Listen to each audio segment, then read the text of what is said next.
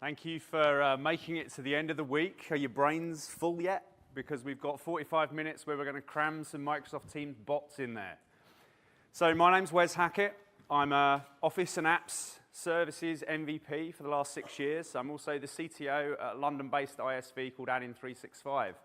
So I spend my day in Microsoft Teams app development and bots and all the kind of stuff around productivity services. So our session journey today is really thinking about Microsoft Teams providing a brand new way of working. It's kind of new to many, many organizations, and users are really familiar with Outlook. So hands up in the room, those that have used Teams in their day-to-day thing. Oh, great. So there's a lot of you are familiar with Teams. Hands up those that like Outlook over Teams. There's a couple. Okay. So this is the challenge you get at any organization. You've got a mixed mode of Outlook users. You've got some that prefer Teams over Outlook. And really, adoption takes many forms. One of those forms, and the thing that we're going to look at today, is really how do we do something in Teams that we can't really do in Outlook? How do we drive the footfall into Teams through the capabilities of that interface that other platforms really make quite hard? So in order to do that, we're going to step through building a bot. So this is a fairly dev-centric session. We're going to look at taking a conversation in an existing team. We're going to grab that conversation using Microsoft Graph, the unifying API on Office 365. And we're going to pass that through cognitive services. And we're going to look at text analytics. So we're going to take that conversation. We're going to pass it out to Cog Services. We're going to get that analyzed. It's going to give us a set of hot topics from the conversation, and we're going to drop that back into Teams with some additional functionality. And we're going to try and do that in 45 minutes. So we're going to introduce a couple of technical concepts. We're going to talk about the Microsoft Teams app. What is a Microsoft Teams app? How does that kind of live in the ecosystem? We're going to look at a Microsoft Bot Framework bot, and we're going to look at how to connect that bot in about 10 lines of code to Microsoft Graph. So if you've ever tried to connect a graph and rolled your own authentication flows, you'll know how challenging that can be. Well, the bot service has made that super simple, and we're going to take a step through of how to do that. And finally, we're going to see how text analytics and cognitive services add a flavor of AI into the experience that we're going to build. So we're really combining many jigsaw parts from Office 365 and Azure to give us a flavor of what you could achieve to drive consumption and adoption in Microsoft Teams. So, use cases. Where does this really fit? Where would you take this idea post-session and build it out into something that's production ready? Well, as I already mentioned, a long conversation thread. So if you've got 20 people in your team or more, and they all dive into a conversation, and you've been out of the office for 2 days, you're going to get back to a very long stream of conversation. So this could ease the synopsis, get all the hot topics out of that conversation, and give that user some ability to kind of summarize very quickly what that topic thread was about. We can use it to create findable tags. So unlike Yammer, Teams doesn't have the concept of hashtagging, but that doesn't mean to say we can't borrow the concept and drop tags into conversation threads that if you search for, those conversations are returned. And finally, thinking about the wider platform. How do we get out of that conversation and get back into Office 365 or external search platforms to find information around that topic? So I've done a set of animations here, really, because Azure sometimes takes a few minutes to provision things, but this is the steps you go through. So the first thing we need to do is think about a bot registration. Now, there's, again, multiple flavors of bot reg. You could use the Azure bot service and host your entire bot up in that service. You could build out a bot framework that you host in your own app service or on your own web servers and register the bot as a bot registration, and that's what we're going to do this morning. And that gives you plenty of flexibility, so you can kind of offboard it all to Azure, or you can host it how you choose. So when we're in our Azure portal, we're going to go and ask for a new bot channel registration. We're going to give the bot a name. Now, it's important to put a name that makes sense to a user, because that's what's going to show up when they do the app mention in Teams. We're going to pick a resource group. I created an Ignite 2018 one. We're just going to bundle our bot into the same resource group as maybe the app service would be later. We're going to grab a pricing tier. So I'd suggest starting with free. Unless you're using direct line, there's no real reason to drop into a paid channel registration service. And then we're going to give it an endpoint to talk to. Now, if you've not used ngrok, ngrok is a tunneling mechanism that allows my machine on that desk to be communicated with by Teams and the bot service.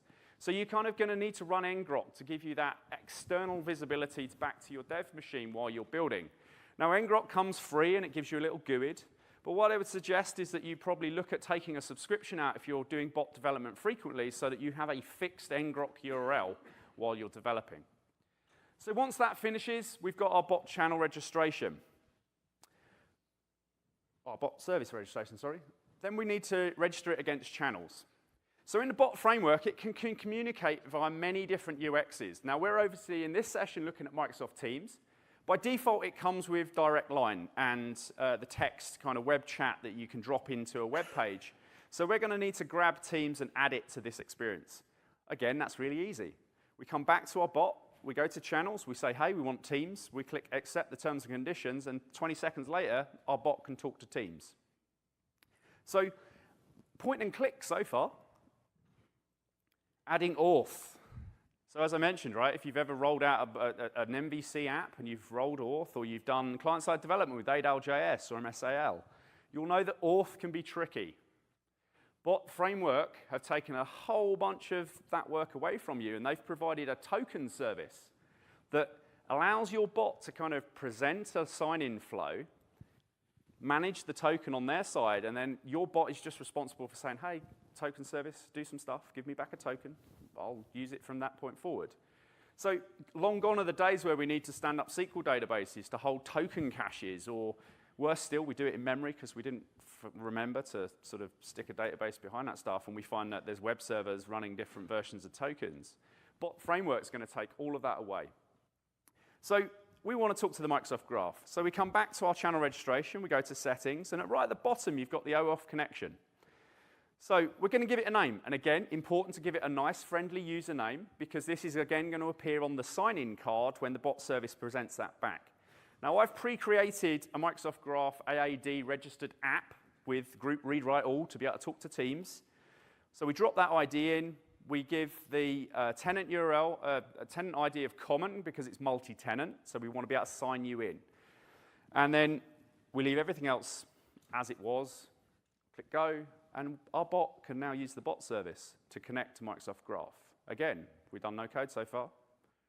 So a couple of important points there. Teams has got this guest access point. Graph has got AAD tokens. So there is a small gotcha with this particular process that is in guest users, when they come in and the bot service does the common flow, it will log them into the tenant they're in as their home realm. So if I was a guest in another tenant, it would log me into my tenant. Right? So when you're thinking about Graph, if you've got guest users, we do need to take care of that and know where they're going through and actually have that set up. So if you're doing an enterprise bot, that's easy. You'll put your tenant ID in and everybody will log into that tenant. So there's going to be some improvements with V4 that they're going to release around that piece. So bot registered, auth set up. We've done our AAD app. Text analytics, how do we create that? Well, again, we're back in the portal, pointing and clicking, and we're grabbing text analytics service, and we're putting that into our Azure subscription. It takes a few seconds to spin up. You need to give it a name. You need to choose a region. And the service description on some of the COG services defines that you need to know the regions you're putting these things in. So if you're in Europe and you try and connect out to a West US, sometimes you get blocked by certain COG services. So go and look at the documentation. The COG service you're using sometimes needs you to have multiple instances in the particular regions your app service is available. So for the purposes of this, I'd span up a West US and a West Europe one so that we could run it when I was back home and run it when I'm here, and then traverse that kind of experience. So again, nice and easy to set up. Got the COG services set up. So let's talk about Teams apps. Believe it or not, a Teams app is 2 images and a JSON file. There's pretty much not much more to the actual app. It's like a SharePoint framework package in the sense that it's just a definition of other things in your manifest. So you could hand crank that JSON. You can go and look at the documentation. You can grab all the different definition elements that you need for your particular bot. Or you can do it a nice, easy way. We can go into Teams, and from the store, we can grab App Studio. We can create a manifest. So we're going to give it some basic details. We're going to put in a name. We're going to give it a company name. We're going to choose short and long descriptions. We're going to give it an ID. I'll just type a bit faster. Here it goes.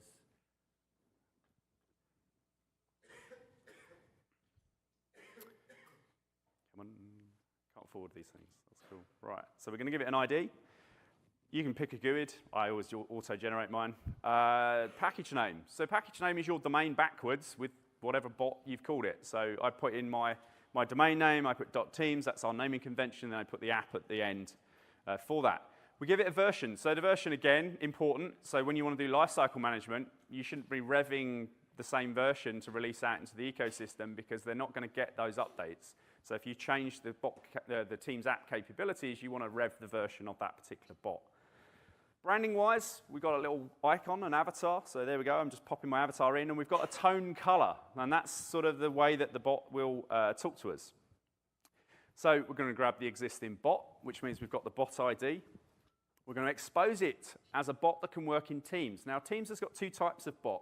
It's got the ability to talk in personal context, so like a one-to-one as a chat, or you can talk in the channel context, as in talk to the rest of the team. So for the purposes of this demo, I'm just using the team thing, so it doesn't have the context in the part.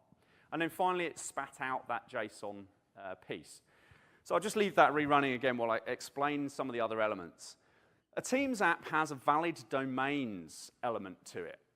And that's a really important aspect of a Teams package, because if you're calling out to other services, you need to have that service domain listed in the valid domains. Otherwise, when you get into Teams and you click something to action that call, ghost town. Nothing will happen.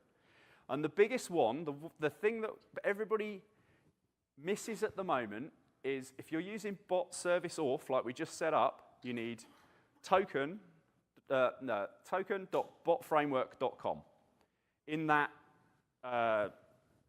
valid manifest, because when it gives you the sign-in card, it's set as a sign-in card. And if you click sign in, nothing happens. No message goes across the wire because Teams blocks it. Teams says you don't have that in your valid manifest. I'm not going to pop that request out to whatever service you're asking for because you didn't tell me I could.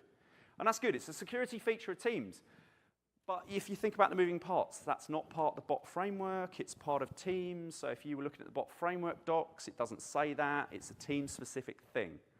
And if you Google it and you go and do the search, you will find a whole collection of people have changed the sign-in card that the bot service returns. So there's sign-in cards you can give two types. You can do sign-in or you can do open URL.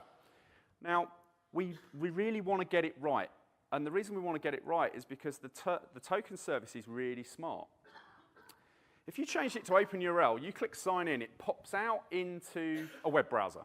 It gets you to sign in through Azure-AD, and then it sits there for a few seconds and gives you 6 digits, magic number. The user then has to grab that and post it back into Teams, and then that completes the auth flow. And the reason that happens is because you've said open URL. So as far as Teams is concerned, it's like fire and forget. Yet your little dialogue, the bot framework auth, is sitting there saying, hey, I'm waiting for some kind of magic number. I need that magic number back. I need to be able to process that magic number. So until the user pastes it, I'm not going to let you sign in. If you get it configured correctly, so you've put that token.botframework.com in your valid domains, we get a much smarter experience. Because what happens this time, we click sign in, we pop out to our browser, we go through the AAD login, and then we get to the white page, and the white page flashes, closes, and puts you back in your conversation. You think, oh, I haven't done anything. Behind the scenes, that white page has got the Teams SDK installed on it.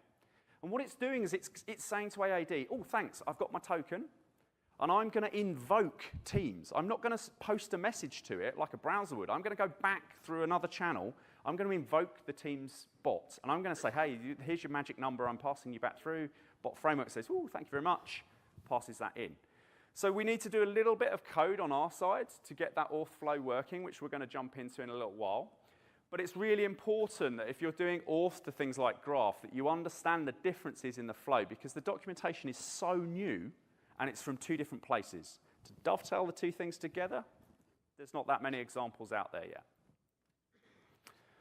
OK, Then we've got some plumbing. So we've spun up a bot framework solution inside Visual Studio, and we need to do some plumbing. So we need to add the Teams SDK. So the reason we add the Teams SDK is then our bot actually knows about Teams. We get a different connector, we get a whole bunch of utility classes, strip the mentions out of messages, and we can get things like channel IDs and channel data in the Teams context, because it adds that over the top. That's a really easy one. So you're probably all familiar with NuGet. You'll go and grab the NuGet package, you look for Microsoft Teams, you'll find that NuGet package, bang it into Visual Studio, and you're away. Similar story with the the Text Analytics SDK. It's in preview at the moment, but this gives you a wrapper around the REST endpoint. So you could roll your own. You could go straight to their REST endpoints, do the auth flows, and call Text Analytics, or you could grab this preview SDK and stick it into the solution. So this is another NuGet add. Difference this time is when we're in the package manager, we just need to put the preview so that we can find it. If you put in COG services, you'll get all of them except Text Analytics and a few others. So we need to make sure we check the Show Me Preview ones. So there's my animations done. Now we're going to dive into Visual Studio. So at this point, just to recap, we have a bot channel registration registered. We have it set up for Teams. We have it set up to talk to the Microsoft Graph using the auth flow provided to us kindly by the bot framework guys. We have our Visual Studio empty solution connected to Teams and connected to Text Analytics, and we've provisioned that Text Analytics out. So let's segue into Visual Studio. So my Visual Studio solution is effectively straight off the template with the additional code. And sort of talk you through the code here. We've got a normal solution, and its bot is effectively a web API. So if you haven't spun up a bot framework solution yet in C#, it's just a web API. It looks just the same. You have controllers, you have logic, you have data services. You can build whatever you want and however you want in the bottom. And I kind of spin mine up in a normal way, which is I have my controller headers, I have the services. They're the bits that go off and do data calls. That's where I sort of bundle those things out. And I have utility classes to give me some easy-to-use things like, can I get web config settings? So I can have the practice of, I'll have a settings class. It extracts the web config, so I don't have to worry if I want to go and change a web config key name. I can just do that once, change it in the settings, and it will cascade through the project. So the concepts in a bot framework solution, web API controller, dialog framework. And this is a kind of V3. You've seen throughout this week V4, and that's changed the dialog framework, but the concepts are the same. It's a way of structuring the text and the conversational flow as you go through a bot. Now, in my experience, this is one of the harder parts of doing bots well, because it's much harder to think about how do I turn what would have been a set of forms that I traditionally would have built in a web page into a conversational flow. How do I go through that experience and actually make it quicker, easier, more succinct for the user than filling out 5 rows in a form? And you have to be sensible, right? If filling 5 rows out in one form is quicker, it takes 20 seconds versus talking to a bot for 4 minutes, you're going to lose people. So back to the thread of adoption, we need to consider, is our bot doing something to aid or get in the way? And hopefully, if we're adding value, like being able to analyze with text analytics, it's definitely adding the value. But if you were doing form filling, one button, one button, one button, then potentially that's a harder sell to a user who's time pressured. So we mentioned the auth flow. So let's talk about how that actually manifests itself in the solution. So my dialog structure is this. Controller comes in, that gets the message from bot framework, and I drop into a root. Root says, hey, Wes, I want to launch into doing the text analytics. And I launch into the text analytics framework. So that dialog is self-contained. It doesn't know about who called it, and it doesn't know who it might pass information to. So dialogues, again, the concept is to self-contain the logic. That dialog should really stand up on its own.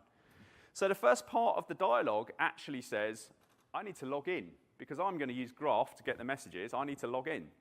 So we've got a piece of code here in the first handler that says, I want to forward to the bot framework auth service. So that's using that bot framework auth service. It's going out, and that's going to take care of providing a card that says, hey, sign in, click, do the AAD flow, do some redirection, all that kind of good stuff. That's part of the bot framework. So there's a class in there that allows you to go and do the authentication. You haven't written a line of code. The things you need to give it, connection name. So that ties it to the AAD OAuth settings that we put in our bot channel. That's tied the two things together now. So when bot framework gets it, it's going to go and look at your channel registration and say, hey, I need to log into that connection. So for example, if you wanted to also connect to VSTS, or what is it now, Azure DevOps, or GitHub, you could have another connection and actually just in a different dialog connect to those different pieces. So it's a good flow to get used to because you do need to connect to many different services in enterprise scenarios. Now, we fire that off, and our dialog, the thing we control, the next step it gets is like, hey, I want to resume from going through that auth flow. But if you recall, I mentioned we have to do something in the message controller to be able to handle Teams' very smart silent login. So if we jump back to the message controller, you can see in our recipient endpoint, we've got two things. We've got message activity types, and we've got activity type of invoke. So at this point, our message controller's we've fired a bot framework thing, that's put a card into our conversation. We've got the user to log in, and that silent page has gone, hey, invoke Wes's bot. Right, and it's come back to me. So I need to handle that. So if you miss these lines, again, your auth flow will just give you those 6 digits. So at this point, we need to grab invoke, and we need to check, is that a Teams verification invoke? It has a particular footprint and signature. And through the Teams SDK, we can actually grab that and say, yeah, that's come from Teams. That's come from our little smart login thing, and we can silently log that person in. And all it's doing is it's setting up the text to say login is complete. That's the thing the Teams SDK is looking for. And then we send it back to the root dialog. So dialogs are kind of a stack. Whoever's on top gets the message. So at the moment, we had root dialog, we had text analytics dialog, we had the bot framework auth dialog. So bot framework auth dialog is on the top of that stack, and it's going to grab that token, it's going to do the silent login, and then it's going to resume back into our text analytics. So that's pretty cool. We've got logged in at that point. Then we're going to come down and, back to our text analytics, we're going to come down and talk about how the Teams SDK gives us some of the things we need for Graph. So Microsoft Graph can get you at pretty much everything within reason in Office 365. Emails, SharePoint sites stuff. You can even use Graph to connect to older style APIs in SharePoint. If you do a token exchange, you get a refresh token, ask for the domain from SharePoint, you'll get into SharePoint API. And Teams. So Teams is like a beta endpoint today, but you've seen through the week that will go into V1 and be a production-ready service before the end of this calendar year. So our connector, we can say, hey, we're just going to check we're in Teams channel. That's a good thing to do, because if you ran this in the bot emulator, you wouldn't want to run this code because it's not a Teams chat. So we grab the connector client, and further down, we then grab channel data. So channel data is pretty cool because it shortcuts us needing to understand, what is the idea of the channel, what's the name of the channel, who's a part of that channel. We can grab a lot of information straight from the SDK in our bot. So we need the channel at this point because we need its ID for Graph. We need the channel ID for Graph. And we also need to have the Teams team ID. That is a tongue twister. The Teams team ID allows us to exchange that with another call called getFetchTeamDetails to get the AAD group ID, which is what Graph needs. So there's a few idiosyncratic things around this where we're sort of sitting there going, okay, we've got to get an ID from this, that's a UI ID, so we need to exchange it for the group ID because that's what the API needs, right? So we're taking 3 or 4 steps to get us a couple of IDs we can use in Graph. So what does the Graph call look like? Let's go to Graph Explorer. So if you don't know, Graph has a website called Graph Explorer. It's got a super easy URL, aka.ms/ge. That will get you to Graph Explorer straight away. Now you can sign in to your tenant, dev tenant, test tenant, whatever tenant you like with the signed in user and begin exercising Graph calls. Now obviously you need the right permissions, you need to have logged in, In a dev tenant, I'm the top user, global administrator, so I can pretty much call anything I like. I've trusted everything in Graph Explorer, so to be able to explore the API. In a production app, you're going to be looking at restricting those permissions to just what you want. So Graph has different sections, so you can see, I'll zoom it in, there we go. You can see there that we're saying, hey, we want the beta endpoint, because Teams is on beta. The next section is we want Teams, because we're in Teams. And then we're going to give it that AAD group ID that we just exchanged inside the bot framework. And then we're going to call get channels, and we're going to look at the channels piece. So it's a bit of a long URL, this one. And don't worry, you don't need to write it down. This will be unique to your tenant. So we grab the channel, and this time, I highlight this bit is from channel data, and that's the channel ID. Good luck typing that by hand. Good luck remembering those, right? We want to automate this process. Even if you knew the general channel was that ID, you don't want to store it. You want to look that stuff up. So that gets us team channel. So now we can go to the messages construct, and we can grab the messages. Remember, we want the thread. We want to come in at the bottom of the thread. We want to say, hey, bot, grab that thread and process it. So we're going to have to come up with the URL that does that.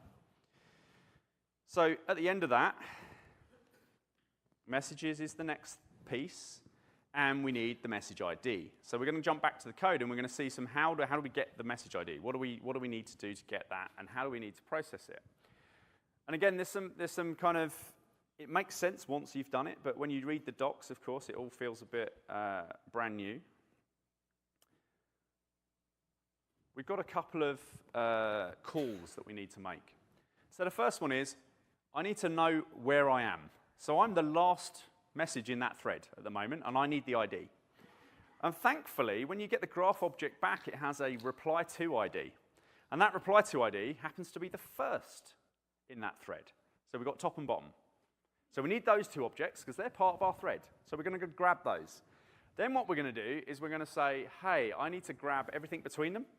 So I'm going to say, take my root message, and I'm going to do /replies this time, and it's going to grab everything else. And that gives us a full thread conversation from Graph. So we're going to make 2 or 3 calls, and that ends up giving us all of that data back.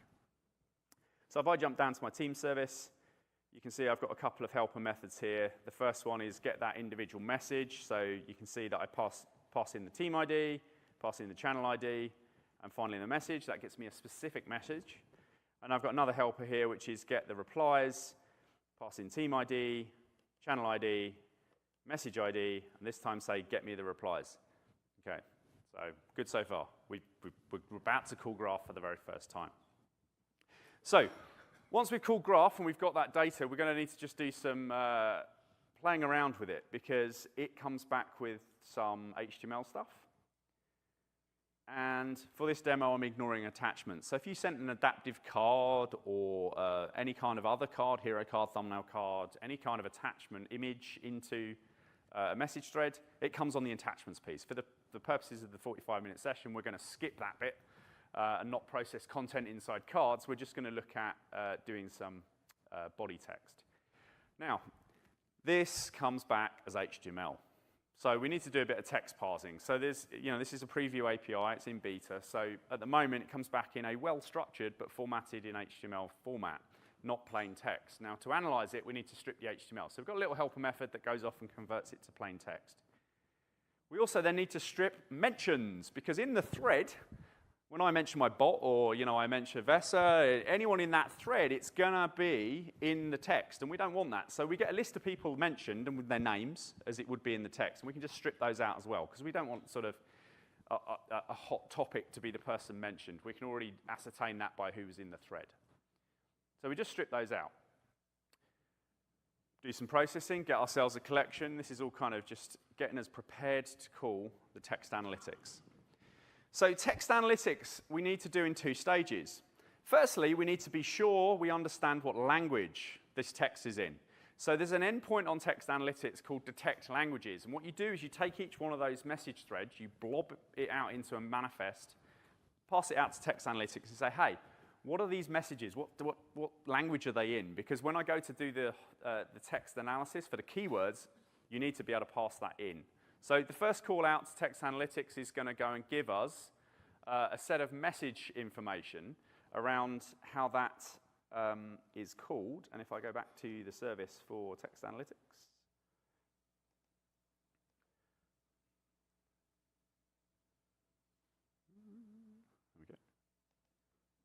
we've done that in one line. So we pass a batch of the strings in, and we get back through the SDK one line. Now, if you roll your own REST, you're going to probably put a bit more code in. But we can grab that and get up and running to prototype this stuff with the SDK super quickly. Now, once I've got those languages, I then can pass it into create a manifest to send to keyword analysis. So this time, we're going to say, hey, go and find me the keyword phrases. And again, with the SDK, that's a one-line input. So all of this is really quite quick to get a prototype. Now, why is prototyping important? Because dialogue design is difficult. So if you can do the plumbing and get these things hooked together, and you can go to your stakeholder and say, hey, in an afternoon, I've kind of got this. It feels okay, but let's now work on how we talk to it. Let's see what the experience feels like. From a technology point of view, we've got it plumbed quite quickly. So we have text analytics. That's going to come back, and then we're going to sort of do some processing to say, hey, I'm just going to create some nice little cards. And I've put a little bit of logic in here that says, if that keyword only appears once, I'm going to put it in unranked. If it has more than one occurrence in the list that comes back, I'm going to actually rank that a bit higher and say, these are the hot topics. So I'm doing a bit of UI preparation here, where I'm giving two collections and doing some processing. A bit further down, we do a sort to make sure we've got the top ones brought back. And then we're going to create a text reply. And I've called it a boring text-only reply, because that's kind of what it is. It's just going to be a UL list of items that came back from that bot. Now, bot UI is not as boring as just text. Right? We can add additional things into the bot that gives us a bit more of an engaging experience. So we can use a thing called a hero card, and that's a big sort of take up the full width of the conversation thread with images and buttons and stuff like that. We can use a thumbnail thread, which puts the image to the left, is a bit thinner. We can actually use adaptive cards, and if you've looked at like Outlook adaptive cards or any of the adaptive card stuff, I really recommend getting your head around adaptive cards, because they give you a lot more structure and a lot more formatting capabilities around messages back via a bot. In fact, they can be used to capture information. So if you go to the adaptive card website, they have a tutorial site which basically says, hey, pick a hotel, then pick food for the evening, then book a trip. And they all show off how adaptive cards can give you a really nice UI in that bot conversation. So below the boring text one, we then start doing card response. And I've just grabbed a thumbnail card, and we'll see that in a second if everything goes well with the F5, to be able to talk to and create a thumbnail. And if you remember our last scenario, searching other things. So I'm going to drop two buttons onto my thumbnail card, and I'm going to say, if you click that button, one, it's going to go look to Office 365, and the other is going to go and look at Bing. So you'd expect Bing not to find your enterprise stuff, although we've seen search things today that suggest that actually in the future that's not going to be the case, right? We're going to see Office 365 from both sort of experiences. So this gives us an open URL button. So it's going to go, hey, web browser, boom, off. Now I've hard-coded the URLs, but you could imagine you could actually go and query SharePoint directly and start presenting results back, right? But for the purposes of today's demo, it's quite a simplistic experience. And that's all the code. So now we're going to give it a run. And I'm going to hope everything works, because all week that graph endpoint has been up and down and up and down. It's been broken and fixed, and it's brand new, and who knows.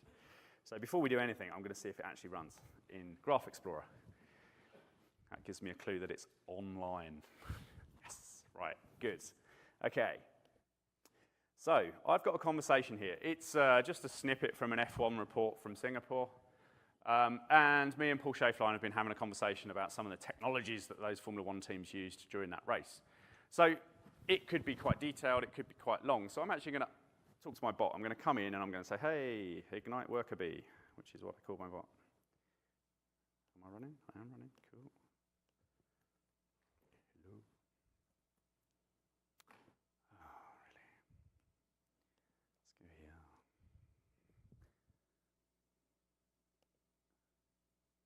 add my bot to the thing. Oh, I do. There we go. Need to add to my bot.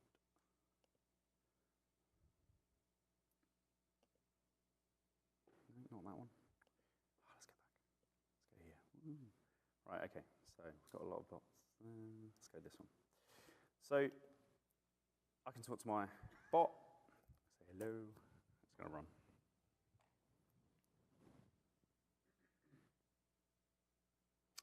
Now, I always put a breakpoint in the very first line of my controller so that I know my ngrok tunnel's running, which when the Wi-Fi is up and down is always a good point. So we're going to run in, and we're going to sit and just watch some Visual Studio memory consumption for a second. So at the moment, it's going off, and it's processing, and it's thinking about all the connections it's doing. And we've just called graph for the very first time, and we've got data, so graph's working. Just going to deserialize that, let that run. More breakpoints to know we're processing keywords, more breakpoints to know we're processing cards. And we should get to the bottom without an exception. He says, fingers crossed. Right. And I suspect that Teams is going to go crazy. Yes, Teams has gone crazy. Right, so we've flown out to the internet on Graph. We've gone and processed the conversation. Now, this was a dev conversation, which I've run a couple of times, so it's going to be really messy results, unfortunately. But the idea you can see is we've got those conversations come back, and you can see here that we've done the hot topics. So, you know, wings were discussed in those topics quite a lot. We can see that it sort of said, hey, these were hot topics. It's discussed 2 times. That's plain text. We can then see that, oh, I've got a thumbnail card with all the different, let's say, high downforce, search Bing. Right? Pretty cool. So we can come out and we can present information, and we can guide the user to an experience which is hooked into our graph and our data. So that was going out to Bing, and of course we could actually go and search Office 365. So if I do search Office 365, it's going to jump into the search experience in 365. I'd be amazed if that brings anything back, but it performed the search.